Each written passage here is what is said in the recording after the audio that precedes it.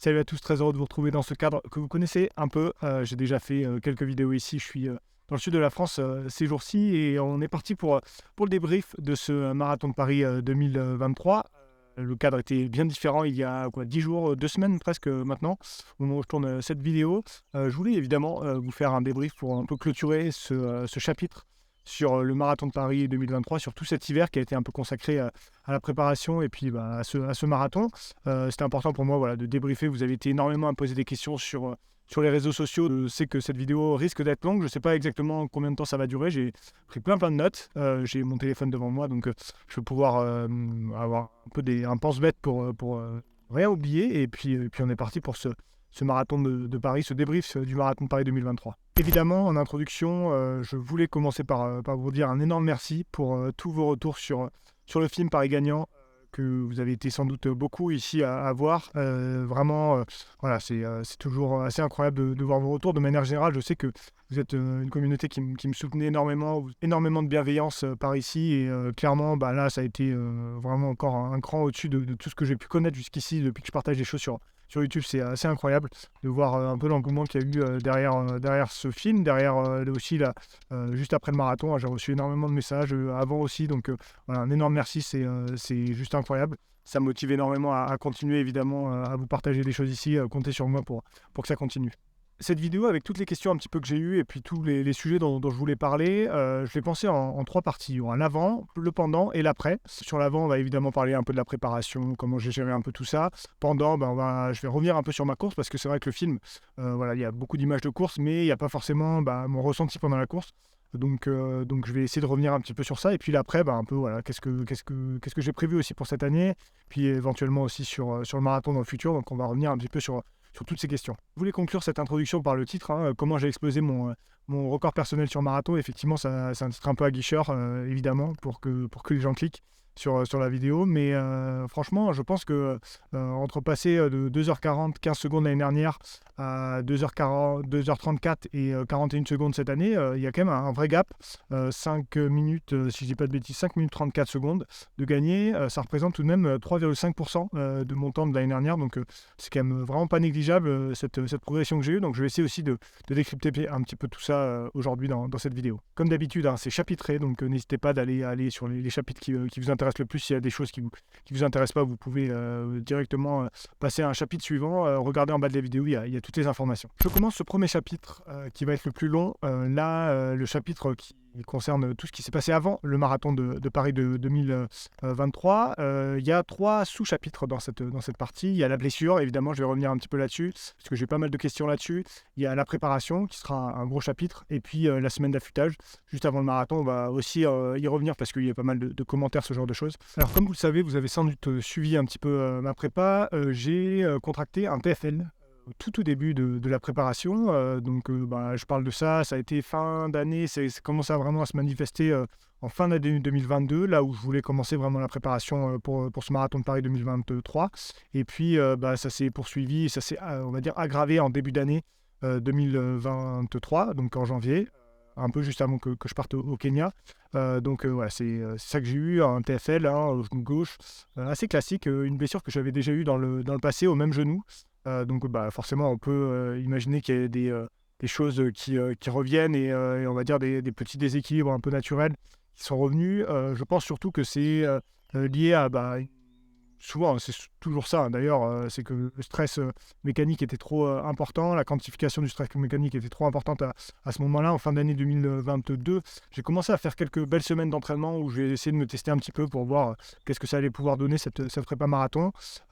J'ai fait essentiellement de la route et sans doute que j'en ai fait un petit peu trop à ce moment-là, de façon trop peu progressive. Après, forcément, un automne qui était... j'ai fait de la montée, je suis allé en montagne, mais... j'ai pas non plus fait énormément de volume, etc. Donc voilà, après la TDS, c'est vrai que j'ai eu quelques temps où j'en ai moins fait quand même à l'entraînement globalement.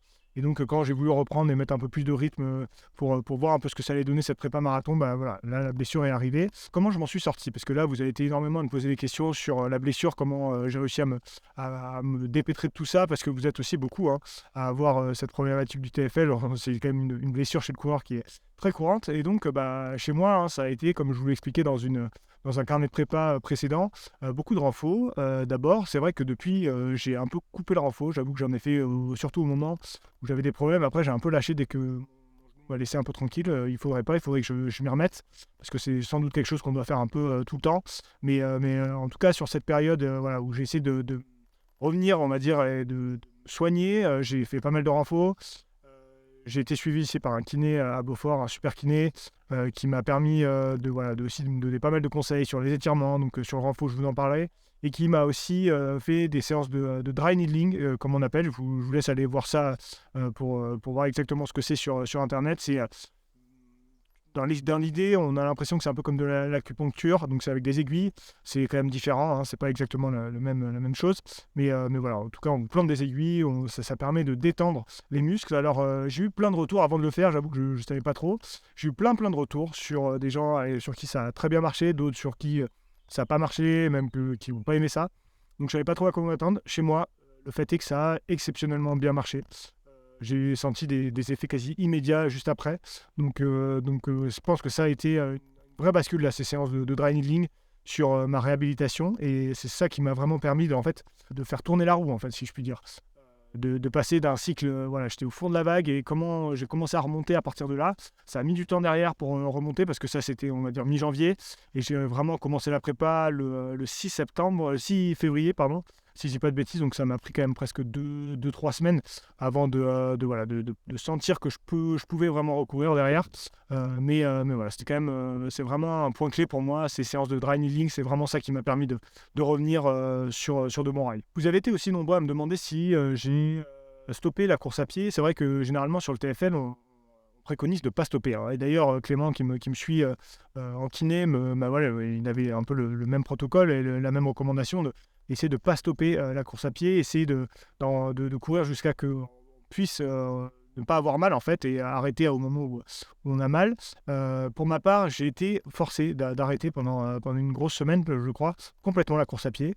Je pense que j'étais arrivé à un stade d'inflammation qui était trop important. Et de ce fait, j'avais plus d'autre choix que de complètement stopper pour stopper l'inflammation, en fait, pour au moins la ralentir, la stopper. Et puis après, j'ai essayé de reprendre vraiment de façon progressive. Mais en tout cas, chez moi, j'ai été obligé de stopper. Je ne dis pas que ce qu'il faut faire à chaque fois. En tout cas, c'est comme ça que moi, j'ai aussi, on va dire, c'est l'histoire un peu de ma réhabilitation. Ça a été aussi un moment de stopper complètement pour essayer de repartir un peu sur des bases un peu plus saines.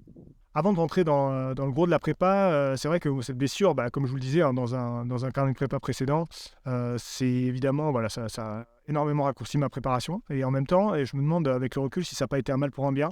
Encore une fois, je pense que c'est long, une prépa marathon. Mentalement, c'est pas évident, surtout quand on vient pas de la route, que c'est pas notre sport principal.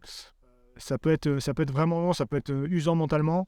Et pour ma part, je pense que le fait d'avoir cette blessure, quelque part, ça m'a amené de la frustration qui m'a amené de la motivation ensuite. Et donc, voilà, avec le recul, je me dis que finalement, voilà, c'est l'histoire de ma prépa pour ce marathon de Paris 2023. Et je pense que ça a été un mal pour un bien, finalement, cette blessure. Ça ne m'a pas finalement tant affecté que ça. Je viens de parler de la blessure, maintenant parlons un petit peu de la préparation pour ce marathon de Paris. Comme je vous le disais, elle a été courte du fait de ce TFL. Globalement, je date la première vraie séance, enfin on va dire le début vraiment de la prépa au 6 février 2023. Donc entre le 6 février et le 2 avril 2023, il y avait 8 semaines.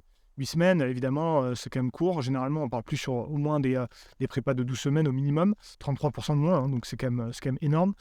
Et pour autant, moi, ça s'est plutôt bien passé, comme je vous le disais, c'est 8 semaines de prépa. Ça a été 8 semaines, donc c'est relativement court. Il y a eu dans ces 8 semaines vraiment des périodes où j'ai plus couru, d'autres où j'ai moins couru, avec encore une fois, j'ai eu des périodes où voilà, il y avait pas mal de boulot. J'étais sur la Pyramide notamment, où je filmais sur la Pyramide, donc ces jours-là, je courais pas. Donc voilà, il y a eu quand même ça, des périodes vraiment plus hautes et plus basses, mais globalement, j'ai eu 8 semaines de préparation qui ont été relativement intenses. Je vais revenir un petit peu sur tous les chiffres cette prépa, vous allez voir que c'est quand même une prépa qui a été pendant 8 semaines assez intense. Sur ces 8 semaines de préparation, j'exclus évidemment le jour du marathon, hein, jusqu'au 1er avril, donc jusqu'au samedi. En tout et pour tout, j'ai fait 85 heures d'entraînement, tous sports confondus, sachant qu'il y a dans tous ces sports 85% de course à pied. J'ai vraiment axé sur la course à pied une fois que j'étais capable de courir. Autant j'avais fait pas mal de ski et de vélo en amont pendant les périodes où voilà, j'étais blessé. Autant une fois que j'ai pu courir, j'ai fait vraiment quand même grande majorité de la course à pied, 85% comme je vous le disais. J'ai fait 10%, 11% de ski, de rando et le reste 4% de vélo. Donc vous voyez, c'est quand même très majoritairement de la course à pied pour moi. Pourquoi ? Parce que je pense que j'avais aussi un déficit. Je sentais que j'avais un déficit sur cette partie course à pied parce que j'avais pas pu vraiment courir avant. Donc j'avais envie pendant ces 8 semaines de principalement axer là-dessus et d'essayer d'avoir des adaptations musculaires, de travailler les allures, etc. Et vraiment essayer de me focus sur la course à pied. 85 heures d'entraînement, ça représente voilà, à peu près une dizaine d'heures par semaine, un peu plus. Donc, c'est quand même pas mal, je pense. Alors, évidemment, là, sur des prépas trail, sur des prépas d'ultra, on va essayer de monter plus que ça. 10 heures, c'est un peu limite. Autant pour, je pense, une prépa marathon, surtout quand voilà, on a une grosse majorité de course à pied. Je pense que c'est assez correct, sachant que évidemment, j'ai eu des semaines plus ou moins grosses, hein, comme je vous le disais, et des semaines, notamment, j'y reviendrai, mais le stage où j'ai fait beaucoup plus d'heures. Mais globalement, voilà, ça représente une moyenne comme ça. Quand on met pas mal de qualité, je pense que c'est suffisant. En tout cas, moi, ça m'a paru suffisant. Évidemment, dans le futur, si je veux aller chercher des chronos un peu plus hauts, sans doute qu'il va falloir que j'adapte un petit peu tout ça et avoir sans doute d'autres méthodes. Mais pour cette année, ça a été quand même bien efficace comme ça. En course à pied, généralement, on aime bien aussi se référer au nombre de kilomètres qu'on court, même si nous, entre elles, c'est plus des heures et des dénivelés qu'on va regarder. Mais pour vous donner une petite ordre d'idée, donc j'ai fait 840 km de course à pied, tout compris, c'est-à-dire à la fois le trail, à la fois la course sur route, sur ces 8 semaines de prépa. Donc ça en fait quand même en moyenne plus 105 km. C'est quand même vraiment pas négligeable, je pense. Alors évidemment, encore une fois, je pense que je pourrais aller sur des charges un peu plus importantes dans le futur si je veux passer des caps.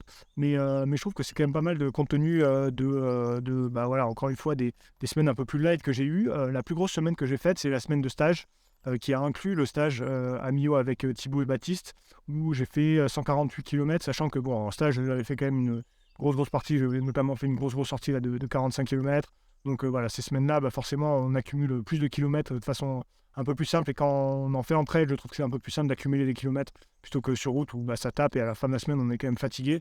Donc ouais, j'ai fait quand même quelques semaines à plus de 100 km.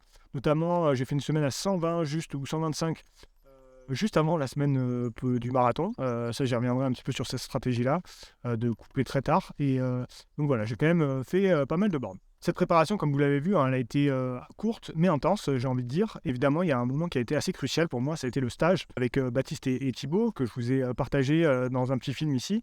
Et en fait, pourquoi ça a été un moment crucial ? Parce que bizarrement, ça n'a pas été de la course sur route. Alors, j'ai fait 0 séance pendant ces 3 jours de stage avec Baptiste et Thibaut. Par contre, ça a été un moment très important, je pense, mentalement pour moi. Bon, évidemment, j'ai fait quand même des kilomètres, donc j'ai quand même travaillé de l'endurance. J'ai fait une grosse sortie de 45 km, comme je vous le disais. J'avais fait une autre sortie de 27 km.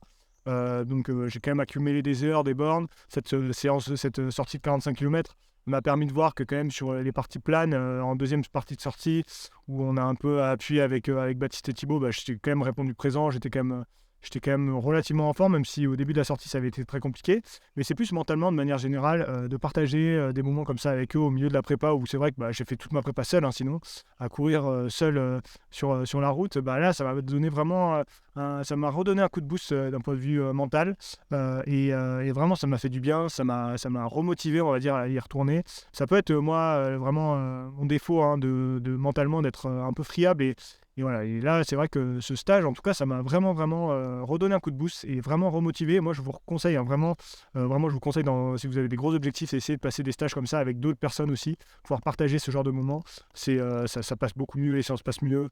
Et puis voilà, on partage des moments de sport et ça peut vraiment faire du bien. On est la majorité d'entre nous à s'entraîner seul, hein, et de temps en temps avoir ces petits moments où, surtout quand on va mettre des grosses charges et on sait que ça va être dur, de le faire ensemble, ça passe toujours mieux. Et derrière, je pense qu'on en tire des vrais bénéfices. Pour moi, ça a été un moment hyper important, je pense, de la prépa. Cette préparation, elle s'est conclue par finalement une montée en puissance progressive. On va dire, plus je m'approchais du but, plus j'ai fait des grosses séances. Et je pense que ça a été hyper important aussi pour moi parce que ça m'a vraiment mis en confiance. Je suis arrivé au marathon de Paris. Alors évidemment, les jours d'avant, on a des sensations toutes pourries, mais j'y reviendrai juste après dans la semaine d'affûtage. Mais en tout cas, moi, les dernières séances que j'ai pu passer, que ce soit voilà, 2 semaines, à 10 jours, ça a été des grosses séances que j'ai vraiment bien passées avec des super sensations. Et ça m'a vraiment mis en confiance en me disant, OK, je pense que j'ai le niveau, j'ai le moteur cette année pour aller vraiment faire un chrono qui va me satisfaire, pour battre mon record personnel, pour sans doute avoir les capacités de passer sous les 2h35. Et ça a été hyper important. Et donc, voilà, moi, je suis sur un profil assez diesel et j'avais pas forcément peur de mettre ces grosses séances assez proches du but. Mais personnellement, moi, ça m'a fait vraiment du bien de pouvoir passer ces séances assez proches de l'objectif, qui m'a montré un petit peu finalement que j'avais quand même les capacités. On peut avoir peur d'avoir un pic de forme et se dire «Ah on est en forme trop tôt». Baptiste, j'en ai discuté avec lui, il me disait: «Mais en fait, c'est pas vraiment un pic, c'est plutôt un plateau». Et une fois qu'on est arrivé, on a monté sur le plateau de forme, il est là. Puis après, globalement, on le garde pendant un petit moment, le plateau. Donc moi, une fois que j'ai pris ça une fois que j'avais ça en tête, une fois que j'ai intellectualisé tout ça, je me suis dit, ok, là, j'ai l'air d'être en forme, donc normalement, pendant le jour du marathon, ça devrait le faire. Je repense à quelques grosses séances clés, notamment forcément cette grosse sortie, je pense, de 30 km, juste avant de partir pour les championnats de France de trail. Donc les championnats de France de trail, c'était 2 semaines avant le marathon de Paris. Donc globalement, voilà, c'était juste un peu plus de 2 semaines avant le marathon de Paris. J'ai fait cette grosse séance, 8 km, 7 km, 4 km. Plus ou moins allure marathon, autour de l'allure marathon. J'ai eu vraiment des super sensations ce matin-là. Je me souviens, c'était juste avant d'aller covoiturer avec le team Silas Matrix pour partir à Millau. Et ouais, ce matin-là, j'avais cette séance en tête. Je savais que je voulais faire une séance un peu comme ça, un peu longue, pour vraiment me tester, pour faire quasiment 20 km autour de l'allure marathon, sans vouloir trop en mettre, en essayant de bien m'alimenter aussi pendant la séance. Et voilà, tous les voyants étaient au vert. J'avais eu des sensations même un peu meilleures que ce que j'espérais ce jour-là. Là, ça a été vraiment un premier tournant où je me suis dit, ok, j'ai quand même des armes pour faire un super marathon. Après, il y a eu une dernière grosse séance à J-8, donc le samedi avant le marathon, qui était le dimanche de la semaine d'après. Là aussi, je crois que j'ai fait 3 fois 4 km et à des allures que j'avais jamais fait sur ces répétitions-là. À la base, j'étais parti pour le faire plus ou moins à l'heure marathon. Au final, j'étais en dessous des 3,30 à chaque fois sur ces 4 km-là et de façon assez facile. Donc là, je pense que j'avais des super jambes. C'est peut-être ce jour-là où j'ai eu les meilleures jambes de toute la prépa. Et c'était peut-être là le petit pic sur le plateau. Il était peut-être à ce moment-là parce que j'ai pas eu ces jambes-là le jour du marathon. Et ensuite, il y a eu une dernière séance, un peu un rappel d'allure plutôt, une séance beaucoup plus courte pour le coup, à J-5, le mardi avant le marathon. Donc quand même très proche, on pourrait se dire que c'est très proche. J'ai fait 3 fois 6 minutes, plus 1 minute, plus rapide. Et là, voilà, pareil, j'avais eu vraiment des super sensations, je pense quasiment les mêmes sensations que le samedi d'avant, où je me sentais vraiment volé. Et j'ai pas eu encore une fois ces sensations le jour du marathon, mais par contre, ça m'a prouvé que j'avais vraiment une forme qui était là et que j'avais sans doute le niveau pour passer sous les 2h35 encore une fois, et ça m'a vraiment mis en confiance. Je vous ai parlé de la préparation, maintenant je vais vous parler de la semaine d'affûtage. Donc cette dernière semaine, là je vous en ai parlé notamment avec cette séance à J-5 qui est particulière dans une semaine d'affûtage, vous en conviendrez. En fait, évidemment, souvent on parle de 10 jours avant ou même 2 semaines, ça dépend un petit peu les protocoles, ça dépend les cours, ça dépend les profils, ça dépend de plein de choses, l'affûtage. Il y a des études scientifiques qui commencent à venir sur le sujet. Runwise a fait une vidéo, Maxime a fait une vidéo à ce sujet, je vous invite à aller la voir, il y a des informations intéressantes dedans. Je pense surtout que l'affûtage, il y a évidemment des règles théoriques, on va dire, et puis il y a aussi beaucoup de pratiques et surtout de la connaissance de soi-même. Je sais que parmi des athlètes que je connais, des athlètes de haut niveau, c'est très très différent. Vous allez prendre Kylian, lui, il n'a pas vraiment besoin de s'affûter, il va aller faire des grosses sorties juste avant d'avoir des gros objectifs. Je pense à la Hard Rock l'année dernière, je pense à l'UTMB en 2017, il avait fait le Mont Blanc 2 jours avant. C'est évidemment différent chez d'autres qui vont faire beaucoup moins de volume juste avant le marathon, qui vont baisser les charges d'entraînement les 2 semaines, les 10 jours avant l'entraînement. Voilà, moi je suis plutôt, je pense, je fais très peu de courses maintenant, mais avec le peu d'expérience que j'ai eu dans le passé, j'avais tendance à penser que j'étais quand même diesel, donc je suis parti sur cette base-là pour me dire: «De toute façon, la préparation a été courte, donc autant essayer de la poursuivre un petit peu, comme si j'étais toujours un peu en train de me préparer finalement et prendre le marathon comme une grosse sortie longue, un peu tempo». C'est pour ça que j'ai, quand même placé cette petite séance à J-5 et que en fait, je me suis pas vraiment privé pendant la semaine d'affûtage. J'ai pas fait, une semaine d'affûtage, qu'on voit classiquement. Typiquement, le jeudi avec Baptiste, on allait faire 20 kilomètres sur la fin du parcours. D'ailleurs, il y en a certains d'entre vous qui ont tiqué un petit peu sur ça en se disant à 3 jours avant, à 72 heures, faire 20 bornes, 1 heure et demie, bah, est-ce que c'est vraiment intelligent? Bah, moi, en fait, je sentais à ce moment-là que je pense que ce que j'avais besoin aussi pour me mettre dans mon marathon. Donc voilà. Et puis après, il y a eu une toute petite séance juste le samedi où j'ai refait 5 minutes à allure marathon. Juste voilà, pour me débloquer un petit peu, comme on dit. J'aime bien aussi voilà, aller courir la veille du marathon. Je pense que c'était important aussi, juste même mentalement, juste peut-être plus psychologiquement que physiquement. Et en tout cas, ça a été comme ça, une semaine d'affûtage particulière, j'en conviens, mais que je pense que je serai amené à reproduire. Alors peut-être pas exactement comme ça, hein, peut-être que ça sera adapté. Peut-être que je testerai autre chose aussi, pour voir si ça me permet d'arriver à encore plus de fraîcheur. Mais en tout cas, je pense que moi, je suis plus un profil à avoir besoin d'être activé plutôt qu'à être arrivé vraiment avec beaucoup de fraîcheur. Encore une fois, à tester, peut-être que je testerai d'autres stratégies dans le futur, mais pour le coup, je pense que ça a plutôt fonctionné là, sur ce marathon de Paris 2023. Voilà, je viens de finir le gros chapitre avant. Évidemment, si vous avez des questions sur cette partie-là, n'hésitez pas en commentaire. Je vais passer maintenant pendant la partie pendant le marathon. Comme je vous le disais, il y a ce film, mais puis je vous partage évidemment dans ce film pas mal de mes interrogations, de mes réflexions avant la course. Pendant la course, bah, évidemment, c'est Baptiste qui filmait, donc je vous donne moins de ressenti pendant la course, comme je peux le faire parfois quand je suis avec la GoPro en course, comme j'ai pu le faire dans le passé. Là, ça n'a pas été trop le cas, donc je vais essayer de revenir un petit peu sur tout ça. Parlons déjà du matin de la course. Là, j'ai senti ce matin de la course, juste avant la course, que le stress est quand même monté fort à ce moment-là.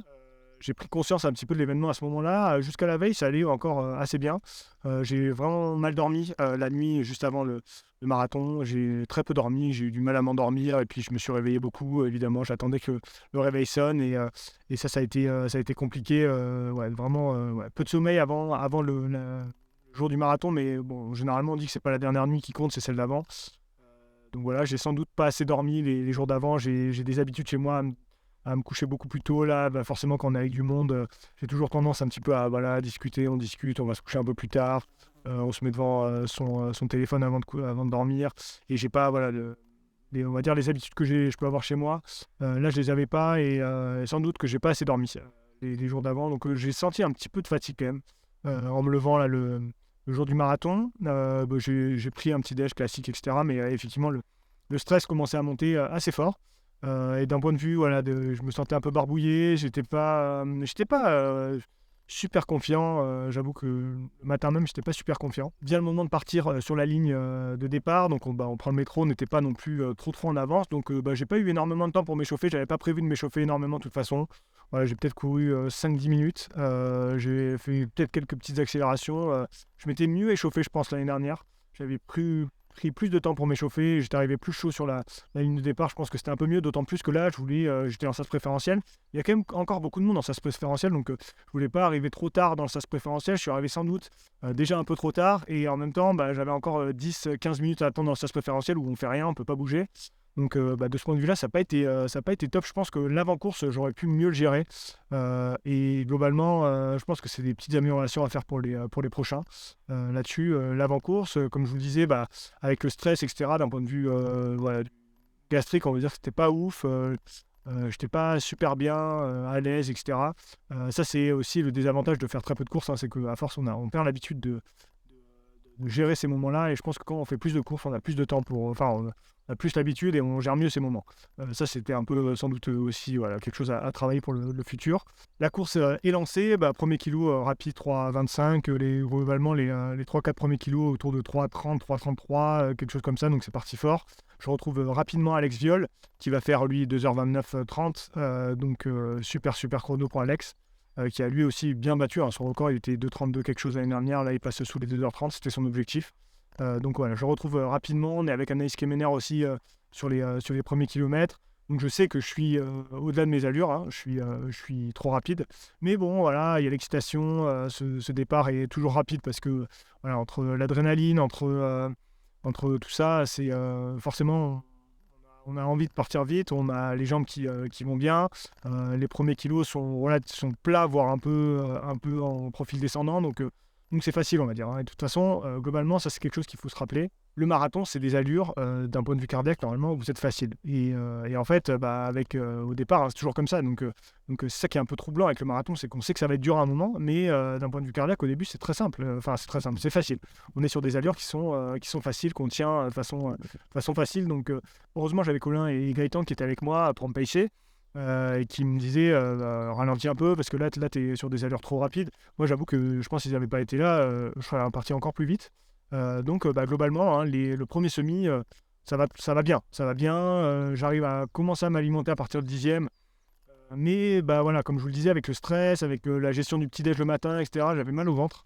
J'avais un peu mal au ventre. Donc rapidement, je me suis dit, ça va être dur de m'alimenter aujourd'hui, pas m'alimenter comme d'habitude. Et puis c'est vrai qu'à l'entraînement, il y a un autre truc, c'est que je m'étais entraîné, hein, comme je vous le disais, à m'alimenter pendant l'entraînement. Mais là, je m'alimentais en fait à l'entraînement pendant les phases de repos, en fait, sur des intervalles, ce genre de choses. Là, c'est jamais pareil de manger pendant les intensités, pendant l'allure quand même soutenue, que ce soit la gestion de la vitesse, que ce soit, voilà, pour ingurgiter, c'est quand même pas pareil avec la respiration, etc. Donc, ouais, pas évident, pas évident. Et globalement, je sentais que ça allait être dur de m'alimenter autant que je voulais, que j'avais prévu en tout cas. Je reviendrai sur la partie nutrition juste après. Premier 10 kills, je ne sais plus exactement, 35, 45, quelque chose comme ça. Premier semi, je dois le passer en 1,16-16.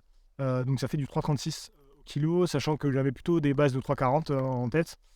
Sachant que le premier semi à Paris est toujours assez rapide.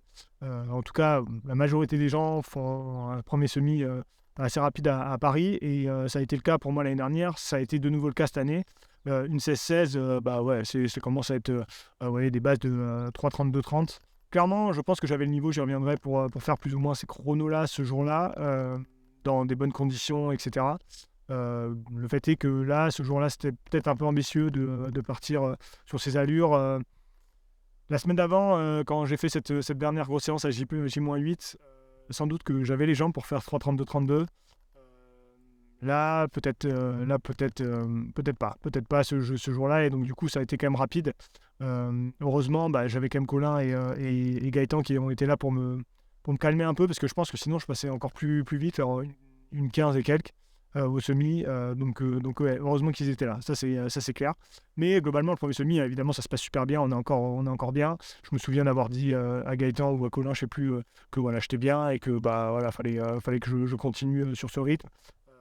Je passe encore jusqu'au 24e des kills assez rapides, hein, des kills en 3,35, 3,33 même, je pense, pour quelques kills comme ça.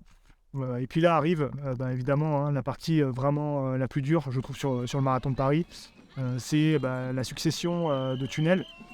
Et là, directement, premier tunnel, point de côté qui arrive à ce moment-là. Donc, point de côté, souvent, c'est une contraction musculaire, hein, de point de côté. Donc, c'est que sans doute, je commence à me crisper, je commence à être un petit peu moins fluide. Donc, l'arrivée d'un point de côté, c'est jamais bon signe. J'essaie de le gérer au mieux, j'essaie de le faire partir le plus vite possible.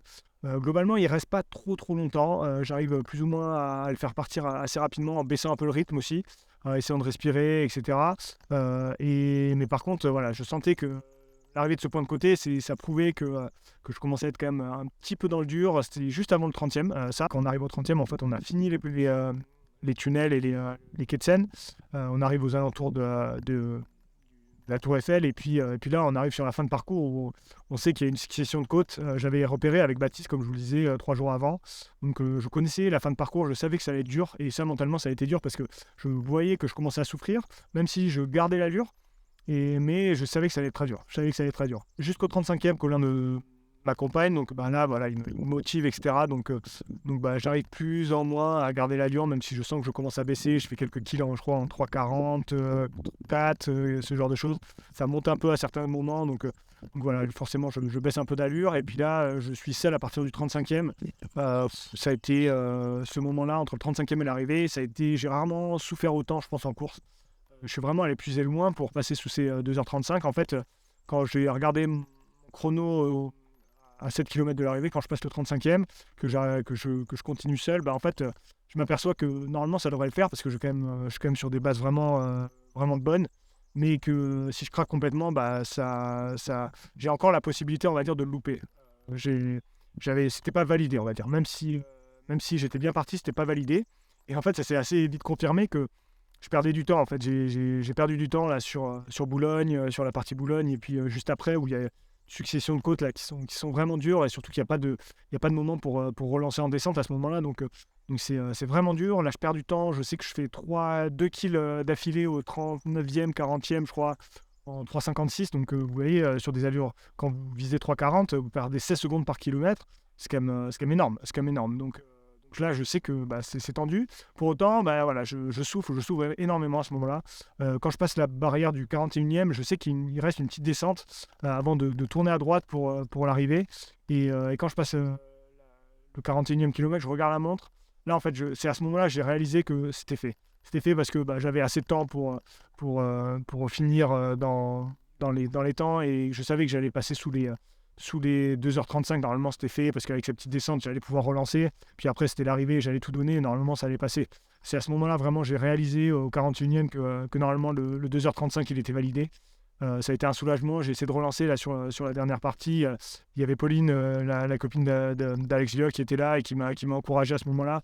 Ouais, voilà, là, j'ai tout donné jusqu'à la ligne parce que je savais que ça allait être quand même pas j'avais pas tant d'avance que ça, et que forcément les kilomètres juste avant ont été tellement compliqués que ça n'a pas été.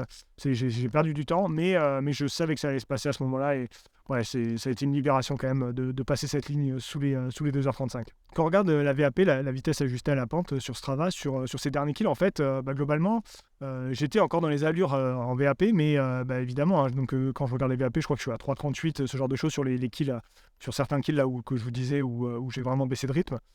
Mais bon, on s'en fout de la VAP, hein. C'est le chrono qui importe. C'est là l'avantage de faire des marathons qui sont très plats, c'est que du coup on peut garder des allures assez constantes. Et surtout là, quand c'est en fin de parcours, ce genre de moment comme à Paris, où il y a des côtes, forcément ça fait très très mal si on est un peu dans le dur. Donc voilà, sur la VAP, j'étais encore bien, mais par contre sur l'allure, c'était beaucoup plus compliqué. Donc ça a été juste, mais c'est passé. Je passe la ligne d'arrivée, évidemment, voilà, un gros soulagement. Je ne sais pas si j'ai apprécié à sa juste valeur à ce moment-là. Je retrouve un peu les copains sur la ligne, donc là, je suis hyper content de partager ça avec eux. Romain, Alex, donc voilà, on partage tout ça tous ensemble.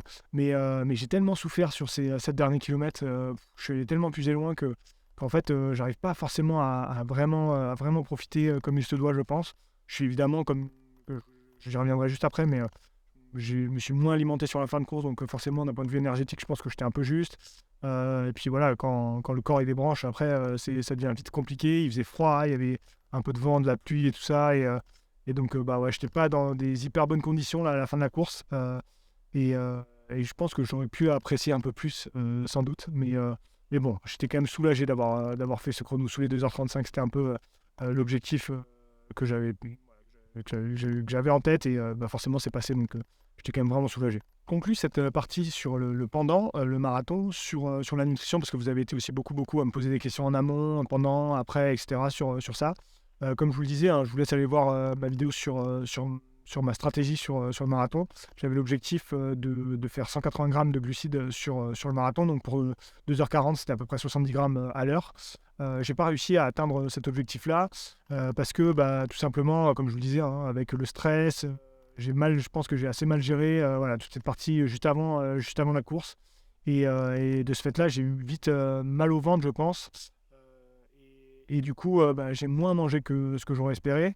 J'avais prévu de prendre pendant la course 4 gels plus un bidon de Morten 320, donc 180 grammes. Au final, j'ai pris plutôt 2 gels et demi, et j'ai bu, on va dire, 60% du bidon, quelque chose comme ça.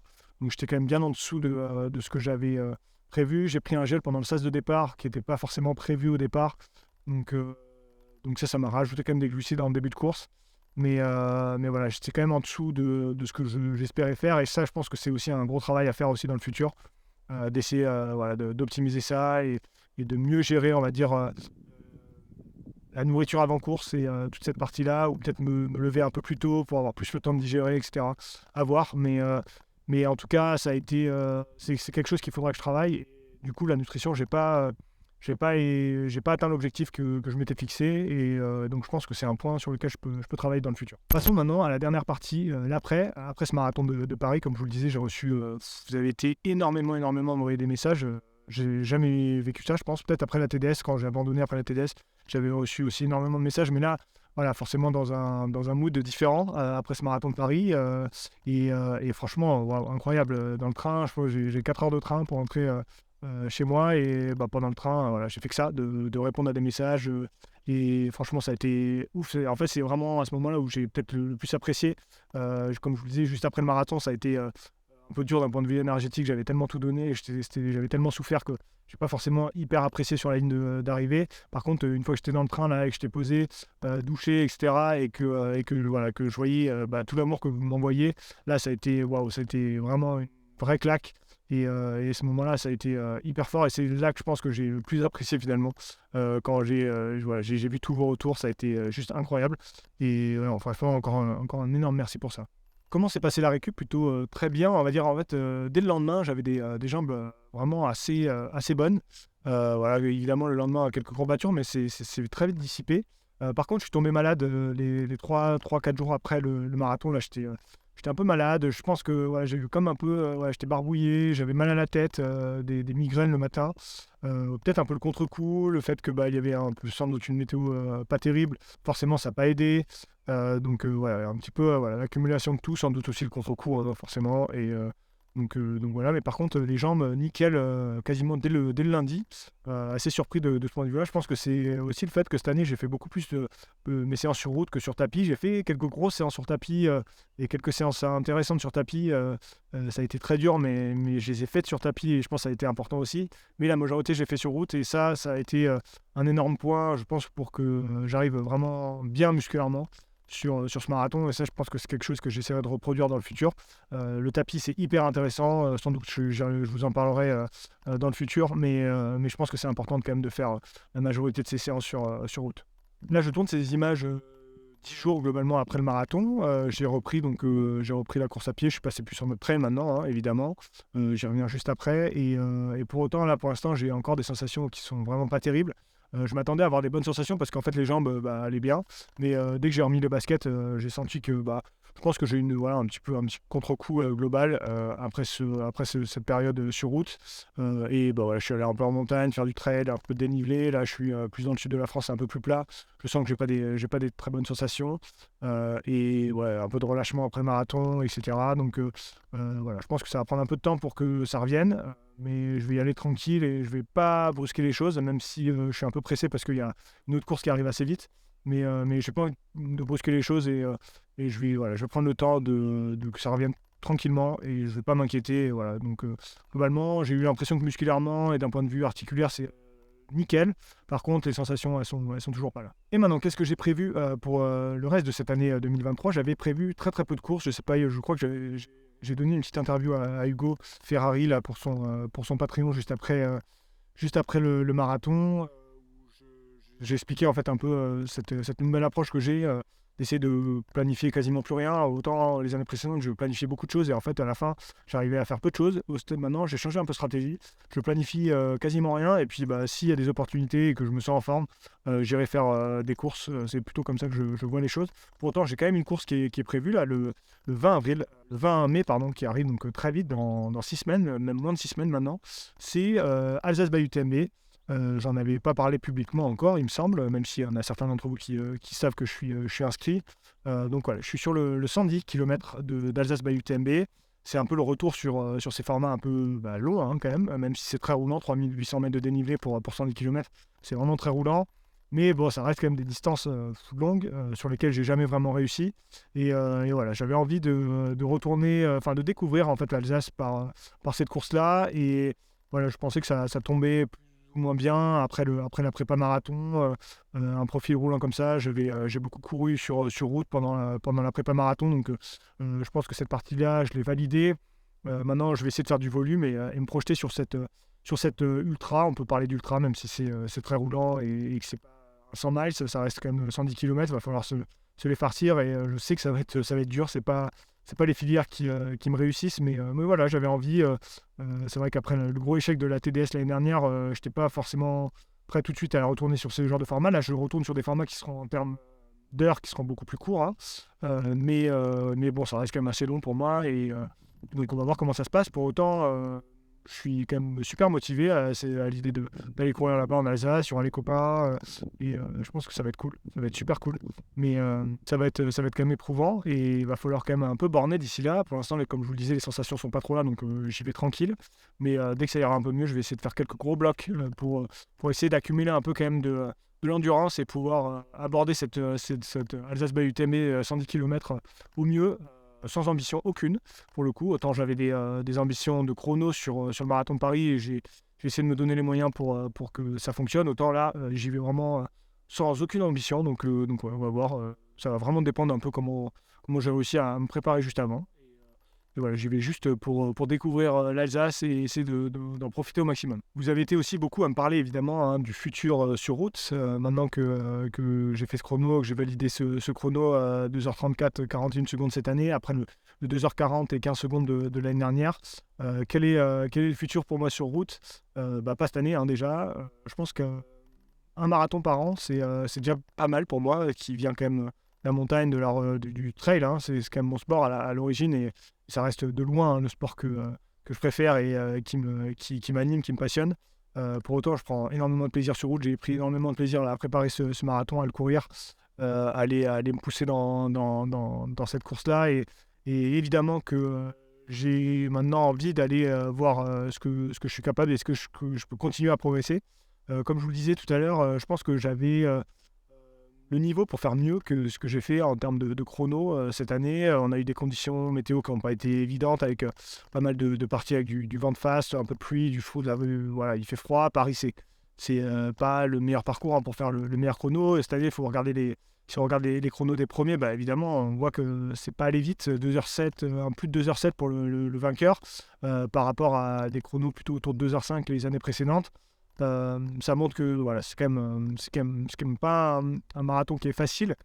Donc évidemment, hein, ça donne envie d'aller se tester, en tout cas peut-être à Paris, peut-être autre part dans le futur, en espérant des meilleures conditions, en espérant une prépa sans blessure, peut-être un peu plus longue, qui va me permettre de faire peut-être un cycle VMA, etc. En début de prépa. Enfin, vous voyez, voilà, il y a sans doute encore plein de choses à aller explorer. Et évidemment que j'ai envie d'aller chercher maintenant les 2h30. Hein. Ça va être évidemment l'objectif dans le futur, passer sous cette barre un peu mythique des 2h30 sur marathon. Donc voilà, je pense que ça sera l'année prochaine. Hein. On y retournera en 2024. Ça sera, je pense, un marathon de printemps parce que c'est la meilleure période pour moi, l'hiver, pour préparer ce genre de choses.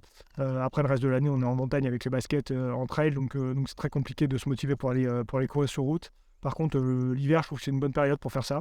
Et donc, du coup, ce sera un marathon de printemps. Est-ce que ce sera Paris? Est-ce que ce sera un autre? Je ne sais pas. Mais j'y retournerai. Et j'y retournerai pour faire moins de 2h30. Ça, c'est à peu près sûr. Donc voilà, on va essayer de faire maintenant une belle saison en montagne. Bien se faire plaisir en montagne. Sur le vélo aussi. Beaucoup de vélo qui est prévu. Puis après, on retournera sur marathon pour préparer, essayer de casser cette barrière mythique du 2h30. Pour vous dire, comme je vous le disais en introduction, j'ai baissé de 3,5% mon temps cette année par rapport à l'année dernière. Pour passer les 2h30, maintenant, il faut que je le baisse de 3%. Donc, le gain est un petit peu moins important à aller chercher pour le prochain, mais les allures commencent à être dures. Hein, donc voilà, on verra un petit peu, mais ça va être vraiment l'objectif de retourner sur le marathon l'année prochaine, choisir un marathon, bien le préparer, essayer d'aller chercher des cartes que je n'ai pas activées cette année, faire les choses au mieux, et puis essayer de faire moins de 2h30. Voilà, c'est comme ça que je conclue ce long débrief sur ce marathon de Paris 2023. J'espère que ça vous aura plu, que ça vous a intéressé. Maintenant, on switch en mode trail, en mode vélo aussi pour le futur. Il y a évidemment Alsace Bayeux UTMB là, qui va arriver maintenant très vite. Donc j'ai plein de vidéos de prévues, notamment de matos là, sur le trail, à vous partager pour les prochaines semaines. Et puis évidemment, nous, on se retrouve très vite pour de prochaines vidéos. Allez, ciao à tous.